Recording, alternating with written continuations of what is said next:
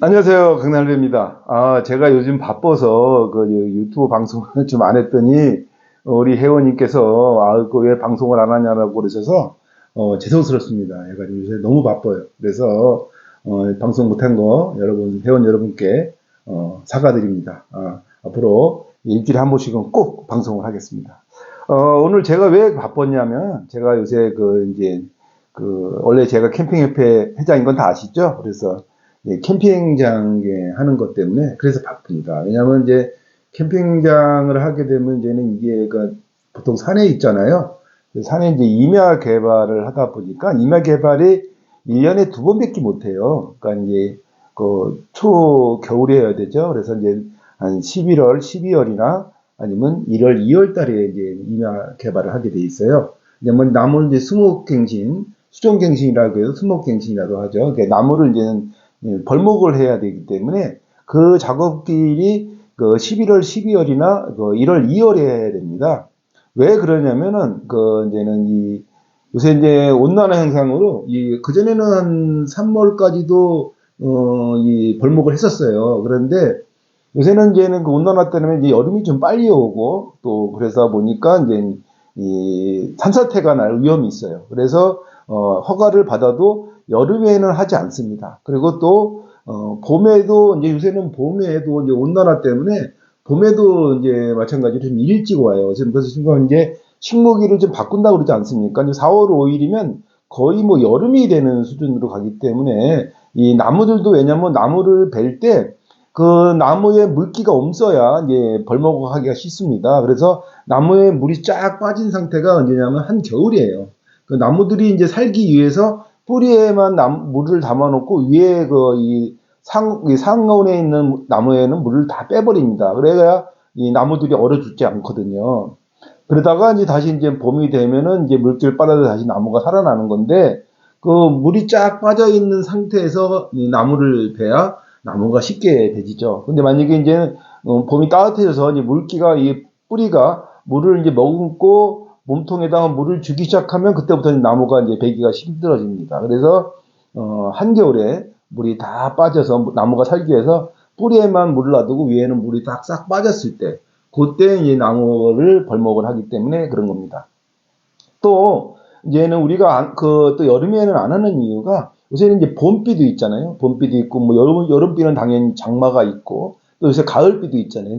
근데 만약에 그런 시즌에 만약에 이 땅을 헤집어 놓으면은 이제 산사태가 일어날 확률이 높아요. 왜냐면 이제 땅이 단단하게 고져져고 이제 이게 풀로서 땅을 이렇게 다져진 상태에서는 비가 많이 와도 그냥 이렇게 넘어가는데 이제 포크레인이나 이런 거로 이제 땅을 헤집어 놓았잖아요. 그러면 이제는 그게 이제 이 비가 오게 되면 그게 이제 흙탕물로 변하고 그게 골짜기가 되고 흙물이 밑으로 내려와서 밑에 사람들에게 피해를 줍니다. 그래서 그러다 보면 이제 민원이 생기고 또 이제 배보다 배꼽이 더 클 수 있죠. 왜냐하면 그 산사태로 인해서 밑에 어떤 농가를 이제 해치거나 또 산이 이제 또 무너지거나 이러면은 원래 비용보다 더 많은 비용을 지불해야 되기 때문에 될 수 있으면 이제는 그렇게 한겨울에 합니다. 그러니까 한 1월, 2월에 이제 산을 막 휘집어 놓고 벌목을 하잖아요. 이제 그러고 나면은 이제 봄이 되면은 그렇게 벌목해 놔서도 이 풀 씨앗들이 다 있어요. 그래서 이제 봄에 이제는 그 싹들이 다 자라나서 이제 풀이 나고 그렇게 되면서 이제는 뭐 눈이 살짝 와서 뭐 땅이 젖어지고 그러면 이제는 진짜 완연한 봄이 될 때는 비가 와도 이 풀들이 다 자랐기 때문에 흙탕물이 내려오는 경우가 적어지죠. 그리고 또 겨울에 그래서 제일 공사가 좋은 게 11월, 12월이에요.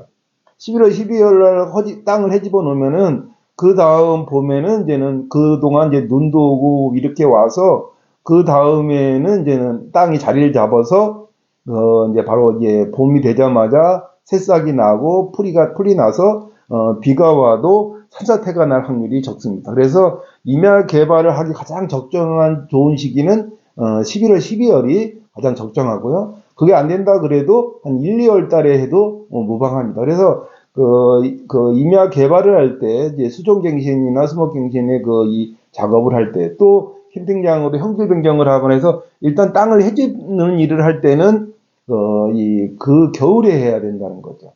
물론 이제 뭐 건축 같은 경우는 겨울보다 이제는 봄, 가을이 낫지 않습니까? 그렇지만 이제, 임야 개발은, 예, 그래서 1년에, 두 번 정도밖에 할 수가 없어요. 그래서 제가 요번에 임야 개발 하나 맡은 게 있어서, 지금 이렇게 좀 바쁘다 보니까 여러분께 그 방송을 제대로 못해서, 다시 한번 송구합니다. 근데, 우리가 이제 제가 원래 사금융 방송이 전문이잖아요.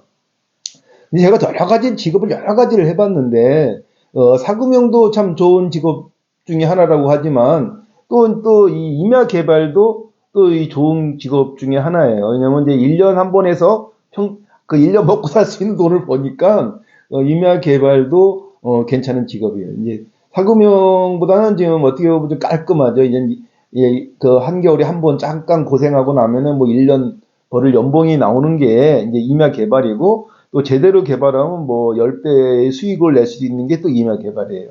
그러니까 뭐 평당 10,000원짜리 땅을 개발해서 10만 원 되는 일은 뭐 그렇게 어려운 일이 아니에요. 임야 개발에서는. 그러다 보니까 이제 임야 개발도 이제 메리트가 있어서 제가 요새 제자 하나를 키우고 있어요. 그래서 그 친구한테 이제 임야 개발을 이제 앞으로 이제 가르쳐 줄 거고, 저는 이제 그것도 은퇴할 생각입니다. 저한테 이제 사금융을 배워서 나간 분들은 굉장히 많죠. 근데 그분들 중에서도 계속 지금까지 사금융 하시는 분도 있고, 중간에 이제 포기하고 넘어간 경우도 있는데, 사금융을 해서 저한테 배워서 실패한 사람들은 대부분 사금융업을 쉽게 알아서 생긴 일들이 대부분이에요. 왜 쉬운 게 뭐냐면, 이 돈이라는 건 꺼주는 게 중요한 게 아니고 돌려받는 게 중요하잖아요. 근데 그거에 대해서 잠깐 좀 간과한 경우가 많아요. 왜냐면 일단 제가 항상 얘기하죠. 불가금 불가원이다. 그러니까 너무 가까운 사람하고 이 돈거래를 하게 되면 결국 셈이 흐려지기 때문에, 그 가까운 사람하고 할 땐 좀 그런 부분이 있어요. 그것도 냉정하지도 못하죠. 상대가 업소를 하면은 그걸 또 들어줘야 되는 그런 문제도 있죠. 그래서 그 사금융업은 조금 이 본인의 마인드 컨트롤이 좀 돼야 되는 것 같아요.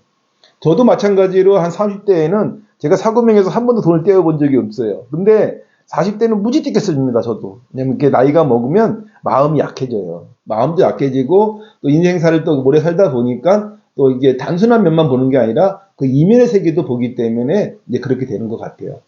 근데 제가 이제 캠핑협회를 50살에 이제 캠핑협회를 시작을 해서 현재 캠핑협회를 한 12년째 하고 있는데, 그 캠핑도 사실 협회도 제가 놓고 싶어요. 왜냐면 제가 한 4년 전에 이제 목회를 시작을 해서 캠핑협회도 놓고 싶은데 후임 캠핑협회장이 아직 못 구해졌어요. 그래서 예, 코로나로 인해서 요새 캠핑이 대세입니다. 캠핑장 요새 대세고, 또 나이 먹은 사람 지금 그 베이비 부모 55년생서부터 63년생이 이제는 그 베이비 부모고 리타이어 되는 시기인 친구들, 사람들이 이제 이 기농기촌으로 또 노후의 안정적인 사업으로 캠핑장을 많이 선호해서, 또 캠핑장이 지금 현재 전국에 한 3,200개 정도가 있습니다. 그리고 제가 이제 그 캠핑장에서 제가 몇 개 개발해 준 것도 있고, 또 이제 매매도 거래해 준 것도 있어요. 왜냐면 제가 협회다 보니까 캠핑장을 사고 팔 때 저희가 이 수수료를 받지 않습니다. 공인중개사들은 수수료를 받잖아요. 근데 캠핑장이 뭐 1, 2억짜리가 어디 있어요? 대부분 막 10억, 20억, 비싼 거는 뭐 50억도 하는데, 뭡니까? 중개 수수료만 해도 얼마예요? 엄청나죠? 근데 그거 저희는 안 받습니다. 그냥 무상으로 소개해줘요. 근데 단지 받는 거 하나 있어요. 우리 협회 회원사로 가입을 한 거, 그거 하나. 근데 저희 협회 가입 회원비는 50만 원입니다. 근데 협회에 가입하면 제가 이제 사고 팔 때 저희가 이제 중개 수수료 없이 소개를 해드립니다. 그게 이제 협회의 뭐 여러 가지 특혜 중에 하나고요. 갑자기 내가 이거 우리 협회 선전하는 것 같네. 그건 아니고요. 그래서 이제 캠핑장이 요새 그렇게 대세기 때문에 캠핑장을 개발할 때 주의할 점들이 여러 가지가 있어요. 여러분들은 이제 이 캠핑장을 이제 개발하는 게 임야 개발이에요. 뭐 이 캠핑장을 뭐 농내에다가 개발할 일은 거의 없잖아요. 대부분 이제 산에다가 개발하기 때문에 임야 개발이라는 거가 있다 보니까 제가 임야 개발 전문가가 된 것도 캠핑 협회를 하면서 알게 된 거지. 50전에는 전 사금융만 하는 그 사금융 잼뱅이였습니다. 근데 이제 50살 캠핑 협회 하면서 임야 개발에 대해서 이제 눈이 떠졌고, 임야 개발에 대한 노하우를 이제 알게 된 거죠. 그래서 오늘은 이제 임야 개발에 대한 팁을 여러분께 말씀드리려고 합니다. 우리가 임야 개발을 할 때 이제 보통 이제 캠핑장을 개발한다 찍을 때 우리가 이제 주변 사람들한테 이제 캠핑장을 의뢰하시는데, 첫째, 이제는 캠핑장을 해본 설계사한테 의뢰를 하셔야 돼요. 캠핑장을 설계해보지 않은 사람한테 의뢰하면요, 나중에 또 다시 또 이 공사를 해야 되는 일이 비일비재합니다. 그래서 캠핑장을 이 설계를 해본 사람, 또는 캠핑장을 실제로 운영해 본 사람, 이런 사람들의 자문을 받고 캠핑장을 하셔야지, 뭐 좀 아는 사이라고 해서 이렇게 의뢰했으면요, 100% 낭패를 봅니다. 왜냐면 캠핑장에는 그 다양한 이 또 운영에 대한 솔루션도 있고 노하우가 그 해결책이 있는데, 그런 걸 알고 싼 게 비지떡입니다. 야, 아는 뭐 친구 설계사가 아니면 아는 지인 설계사한테 맡겨서 한다. 제대로 안 됩니다. 그리고 요새 또 캠핑장 허가가 굉장히 까다로워졌어요. 그래서 그전처럼 이렇게 캠핑장 쉽게 허가가 나지도 않습니다.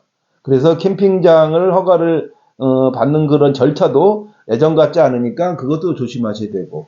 그리고 또 두 번째, 설계사도 설계사는 두 번째는 캠핑장을 해본 사람들의 노하우가 중요하기 때문에 설계사들은요, 지주가 해달라는 대로 해주는 거 아닙니까? 그러니까 지주가 뭘 알아야지 설계사한테 의뢰를 하는 건데, 설계사 네가 알아서 해줘 그러면요, 이 사람들은 그냥 다른 캠핑장에 있는 거 그냥 본 떠서 그냥 만들어요. 근데 우리는 우리의 캠핑장이잖아요. 그래서 우리의 캠핑장을 만들려면은 거기에 걸맞은 자기 지식 기반이 있어야 된다. 그 지식 기반이 온시하게 되면은 안 돼요. 그래서 두 번째, 그래서 이제 캠핑장은 많이 돌아다녀 보시는 게 좋아요. 근데 가장 한 곳에 가서 많이 예를 들여다볼 수 있는 게 남이섬에 있는 오토 캠핑장이에요. 남이섬에는 캠핑장들이 이 군에서 하는 캠핑장도 있고 나라에서 하는 캠핑장도 있고 또 개인이 하는 캠핑장들이 굉장히 많이 있어요. 그래서 한 곳에 가서 여러 개의 캠핑장을 둘러볼 수 있는 게 남이섬이나 자라섬 오토 캠핑장을 둘러보시는 게 좋고요. 또 이제 바닷가의 대표적인 오토 캠핑장은 동해시에 가면 동해시가 캠핑 특별시입니다. 우리가 이제 뭐 부천 같은 경우에 뭐 영상 특별시니 뭐 안동 같은 경우에 문화 특별시라고 그런 것처럼 동해시가 캠핑 특별시예요. 그래서 동해시에 있는 여러 캠핑장을 달아보시는 것도 좋은 이 참고 자료가 됩니다. 그래서 내가 어떤 캠핑장을 만들까를 다른 캠핑장들을 보고 거기에서 자문을 받으시는 것도 좋고, 또 이제 전반적으로 전체적인 걸 다 이제 좀 자문을 받고 싶다. 그럼 저한테 와야지 뭐. 근데 저는 사실 바빠요. 사실 그냥 제가 소개를 해드리지 제가 직접을 이제는 해드릴 수 있는 게 못 돼요. 왜냐면 이제 캠핑장을 하게 되면 거기 컨테이너에서 한 2달 살아야 돼. 제가 젊었을 때 되는데 요즘 체력이 안 받쳐줘. 그래서 사실은 옛날에는 막 1년에 2-3건도 하고 그랬는데 지금은 이제 1년에 한 건 말고는 이제 안 하고 가르쳐만 줘요. 뭐 이렇게 하시는 거다라고 가르쳐 드리고, 그래서 이제는 캠핑장 두 번째 노하우는 이제 많은 유사한 업체들 찾아보시고 다음에 그런 경험자의 조언을 들으시라. 이게 이제 두 번째 팁입니다. 그리고 세 번째는 이제 캠핑장 인허가에 대한 문제이기 때문에 이런 걸 완전히 토목 설계사들이 잘 알아서도 해주지만 그렇지 못한 부분들이 또 이제, 왜냐하면 본인들이 캠핑장 인허가를 내본 이 토목 설계사는 잘 알아서 합니다. 그런데 그렇지 못한 경우에는 이제 그런 거로 해서 인허가가 좀 늦어지는 경우가 있어요. 그럴 경우에는 어떻게 하냐. 행정사하고 이제 조인해서 하시는 것도 좋은 방법이에요. 행정적으로 이제 인허가에 대한 건 행정적으로 풀어져야 되는 문제가 있기 때문에 그걸 좀 주의하셔서 해야 되고요. 다음에 이제 세 번째로 우리 캠핑장을 노지 캠핑장으로 할 거냐 아니면 카라반이나 이 캠핑카 같은 글램핑을 놔서 럭셔리 캠핑장을 할 거냐에 대해서 한번 말씀해 드려볼 거예요. 그러니까 럭셔리 캠핑장으로 할 게 이제 글램핑을 좀 싸게 사야 되지 않습니까? 카라반도 좀 싸게 구입을 해야 되고, 왜냐면 가격이 뭐 적지 않은 가격이니까. 근데 카라반 같은 경우에 이제 외국 카라반을 놓을 거냐 아니면 국산 카라반을 놓을 거냐, 또 이제 글램핑도 어떤 업체를 놔야 될 거냐 등등의 이렇게 여러 가지 이제 고민들이 많은데, 사실 캠핑 얘기를 하려면 사실은 뭐 15분, 30분도 사실 불가능해요. 그래서 오늘은 이제 제가 이제 어떻게 보면 맛배기로 말씀을 드리는 거예요. 그래서 일단은 이 카라반 업체 선정도 한번 잘 생각해 보시라. 근데 제가 추천하는 거는 외국 카라반인 경우에 싸다고 사시면 안 돼요. 왜냐면 우리는 사계절이 있는 나라 아닙니까? 근데 이제 미국 카라반 같은 경우에 싸다고 사왔다 낭패를 보는 경우가 바로 이 캘리포니아라든가 이게 남부지방, 텍사스, 이런 남부지방에 있는 카라반 갖고 왔다가 낭패를 봐요. 왜냐면 거기는 1년 내내 여름이기 때문에 우리 같이 사계절인 캐러반을 구입해야지 그 여름용 캐러반을 구입하면 겨울에 동판하고 난리가 납니다. 그래서 저쪽과 위쪽에 이제 토론토라든가 아니면 저기 뭡니까 그 위쪽 동네 그 좀 추운 동네 뉴욕 그러니까 사계절이 있는 우리나라하고 독도가 비슷한 동네에 있는 카라반을 수입해 와야 되지 싸다고 수입해 왔다가 낭패를 보는 경우가 많으니까 사계절용 캠핑 카라반을 수입해 오셔야 된다는 것도 외국 카라반을 갖다 참고하시고요. 국산 카라반 업체들은 굉장히 많은데 국산 카라반 업체는 영세예요. 그러다 보니까 돈을 주고 제때 납품을 못 받는 경우가 허다합니다. 또 돈을 주고도 제대로 이제 안 되는 경우가 많으니까 이제는 국산 그 카라반 업체들도 잘 한번 검토를 해보시는 거 좋고요. 다음에 가서 실질적으로 나중에 납품해 와서 틀렸다 마음에 든다 이렇게 하시면 안 돼요.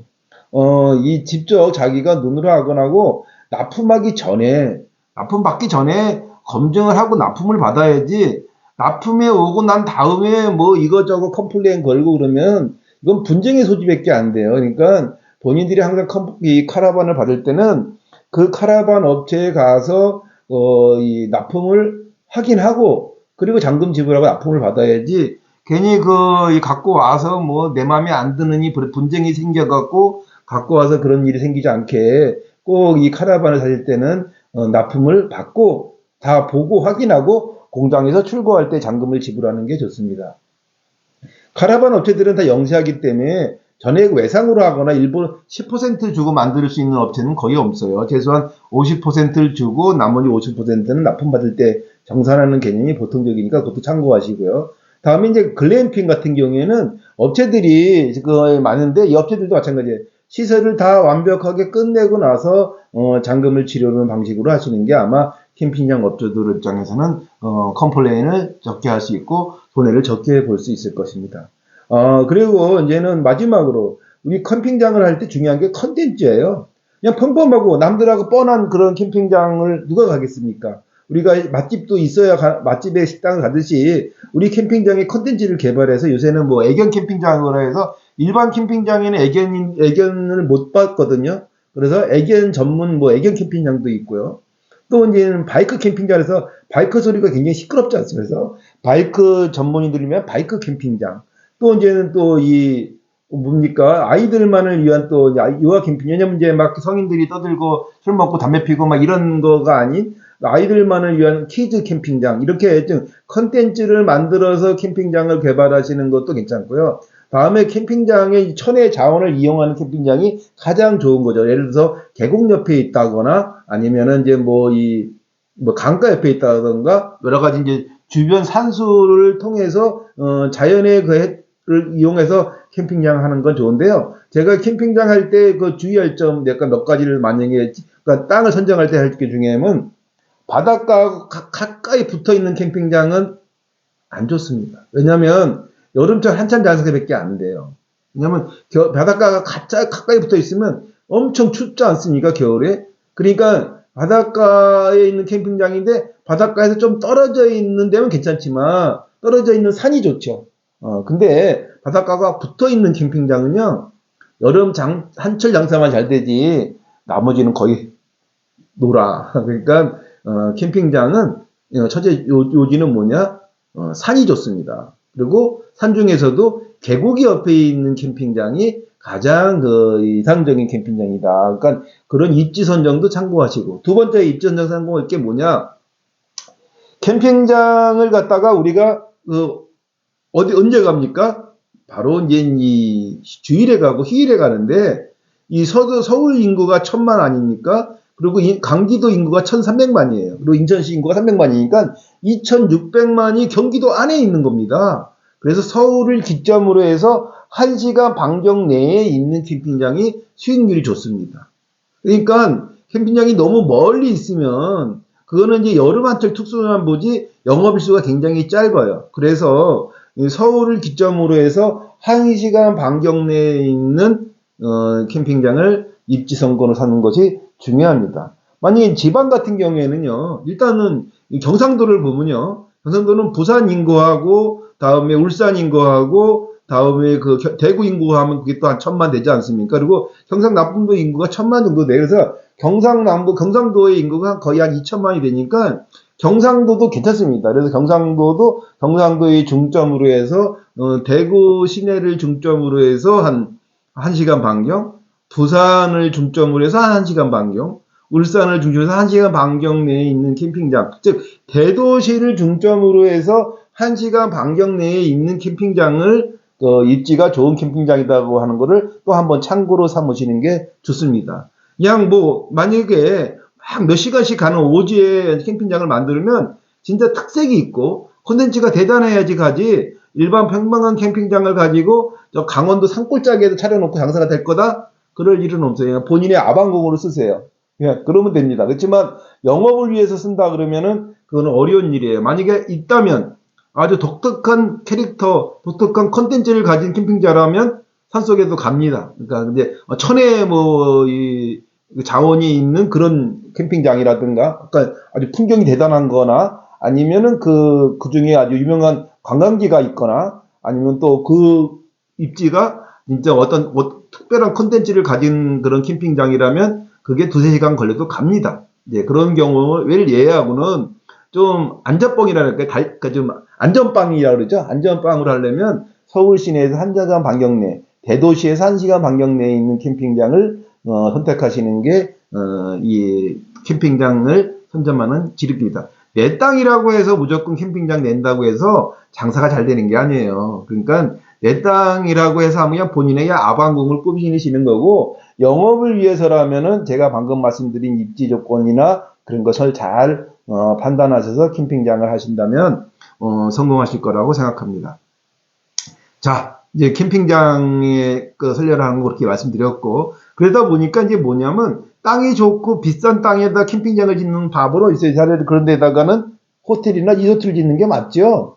근데 지금 마찬가지로 지금 이제 이 캠핑장의 인허가가 잡종지나 대지에 캠핑장 허가가 나요. 옛날하고 좀 달라졌어요. 그러다 보니까 형질 변경 비용이라든가 이런 게 많이 들거든요. 근데 아니 풍경도 좋고 대지에다가 미쳤다고 캠핑장 짓냐? 거기다가 호텔을 짓든가 리조트를 하지. 그렇잖아요. 그게 맞는 얘기예요. 그러다 보니까 싼 임야를 구입을 해서 그거를 개발해서 하는 게 가장 요새 말하는 젊은이들이 말하는 뭐가 있어요?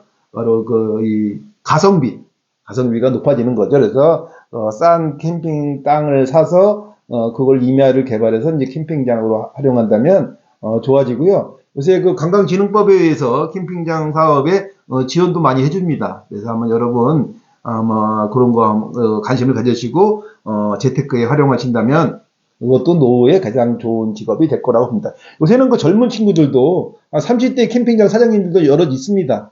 그래서 꼭 이게 뭐 꼰대들 비즈니스가 아니라 젊은이들에게도 그 괜찮은 비즈니스고, 또 캠핑의 주 손님들이요 30, 40대입니다. 30, 40대가 즉 고객 타겟층 어떻게 보셔야 되냐면 그 어린이들을 두고 있는 부모, 그러니까 즉 30, 40대, 그러니까 애들이 어려서 엄마 아빠를 팔 때, 그리고 부모님이 살아계시잖아요. 요새 100세 시대다 보니까 30, 40대 친구들의 부모님들이 거의 살아계세요. 그래서 부모님들한테는 자식 노릇하고 또 자녀들에게는 좋은 아빠 노릇을 할 수 있는 30, 40대의 친구들이 원래 캠핑 매니아고 캠핑족들이 거의 대부분 거기에 포함되어 있으니까 30, 40대들이 갈 수 있는 그런 컨텐츠를 개발하고 그런 위치에 있고, 또 대도시에 있는 친구들이 캠핑장 가지, 집이 시골인데 문 밖에 나가면 더 캠핑인데 그런 데에다가는 차려봤자 장사가 안 되겠죠. 그러니까 이제 그런 거 감안하셔서 이제 캠핑장을 하시면 성공한 캠핑장 사장님이 되실 거라고 생각합니다. 캠핑장이 좋은 거 마지막 뭐냐, 한번 시설하고 나면은 다 그렇게 시설비에 대해서 이제는 여유롭게 전원 생활을 할 수 있고 귀농 귀촌할 수 있고, 왜냐면 도시에서 살던 사람이 귀농해서 농사 어떻게 져? 말도 안 되는 거지요. 그렇지만 이제 뭐 숙박업이니까 뭐 그런 어렵지 않지 않습니까? 그래서 노후에 이제 캠핑하고, 또 이제 나이 먹어서 이제 이 자식 같은 친구들이 놀러 오니까 딱 그냥 4, 또래들 애들이니까 애들도 손녀들도 애들도 드럽고 손님들이 애들 오면 애들도 손녀 같고 좋아요. 그래서 60대 70대 사람들이 캠핑장을 하면은 뭐 아이들도 손녀들도 우리 할아버지 캠핑장 하는데 간다 하면 얼마나 좋겠습니까? 그래서 그런 효과도 있으니까 캠핑장 사업을 한번 잘 생각해 보시면 돈도 벌고 노후 준비도 된다 이렇게 생각하시면 됩니다. 오늘 좀 방송이 좀 길었는데요. 캠핑장 얘기를 하다 보면 내가 사실은 30박 31일을 해도 끝이 없어요. 그래서 이제 앞으로 또 궁금하신 거 있으시면 제가 이제 방송을 추후에 할 거고요.